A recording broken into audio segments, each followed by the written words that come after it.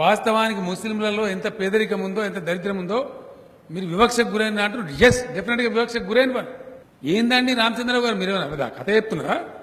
మీరు చెప్పిందే వేదమా ఈ దేశంలో? ఎందుకు ఇవ్వకూడదండి ముస్లింలకు రిజర్వేషన్? ముస్లిం అనగా రిజర్వేషన్ ఇవ్వద్దని ఏమన్నా ఉందా? హిందువులకు ఎందుకు ఇవ్వాలి, ముస్లింలకు ఎందుకు ఇవ్వద్దు? మీ దగ్గర సమాధానం ఉందా దానికి? ఓటు బ్యాంక్ రాజకీయం చేసేది మీరు. మీ కిస్మత్ బాగలేదు ఈ తెలంగాణలో.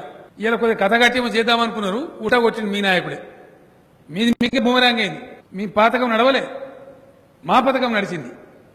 నేనేమంటున్నానంటే ముస్లింలు వ్యవస్థకు గురి కాలేదండి. ముస్లిం పిల్లలు ఎక్కడన్నారండి? ఇలా ఏ ఒక్క ప్రభుత్వం ఏ ఒక్క రెసిడెన్షియల్ స్కూల్ పెట్టిందా? వాళ్ళ జనాభా ఎంత, వాళ్ళ కథ ఎంత, వాళ్ళు ఎవరైనా పట్టించుకున్నారా?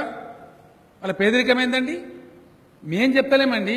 యూపీఏ గవర్నమెంట్ చేసిన రాజేంద్ర కుమార్ సచార్ కమిటీ ఏమిచ్చానండి, దళితుల కంటే గిరిజనుల కంటే కూడా అధ్వానంగా ఉంది వాళ్ళ పరిస్థితి అని కుండ బద్దలు కూడా చెప్పిండ్రు.